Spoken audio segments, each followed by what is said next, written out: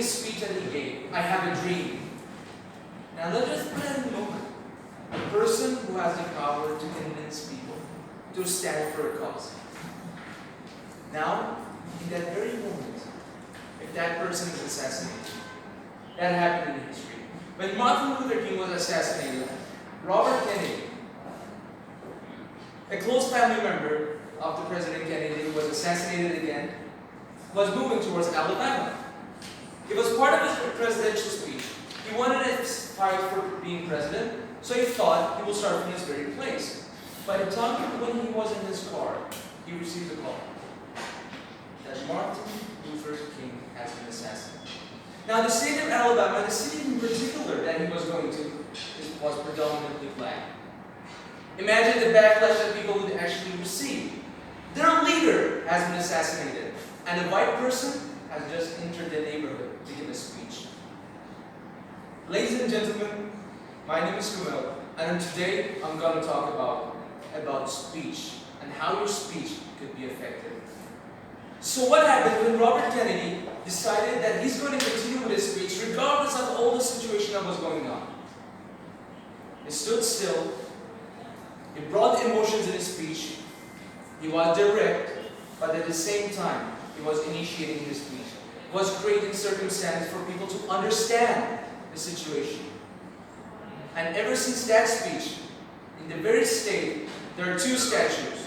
One is Martin Luther King, and the other statue is of Robert Kennedy.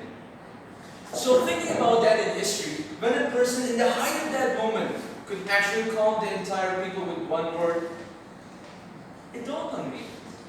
Maybe I could replicate it in my own lifestyle.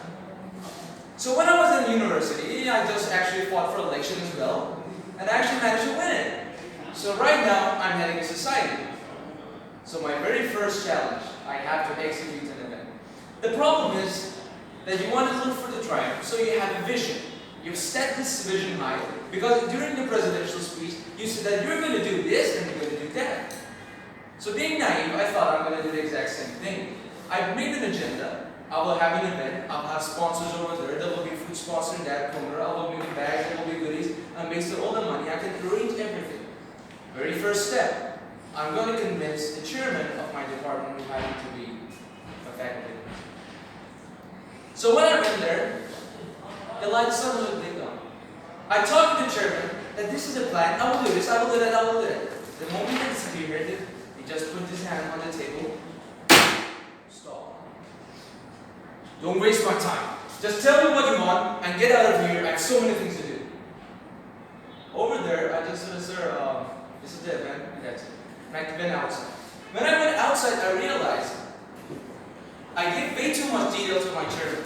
Maybe perhaps next time, if I'm talking with any person of power, I will be direct. And I will only talk about the thing that will be in the event, and that's it. I will not give any other detail. So I got the permission of the chairman. Now I'm happily moving towards the controller of student affairs. Because right now, if I'm going to bring a sponsor, if I'm going to bring outside guests, the CSA must approve. There again, remind me of my past experience. I went there. Sir, I have an event. This is the name, and this is the date. And this is the sign of our chairman. There was a moment of silence. I thought he was just going to say, okay, that's fine, you can go. But no. After that awkward silence, he looked in my eyes and said, okay, you told me about the event, but tell me what's inside of it. Then I realized, oh my God, being direct doesn't work here. So I had to explain everything from the scratch. I managed to convince the controller student affairs. Now it's time to invite some big shots to the event. So I walked all the way towards the dean section to talk with the dean of electrical department. Now I have two options. Either I will be direct, or either I have to give way too much information. And considering the fact that I only have 5 minutes to convince him, that would be a big risk.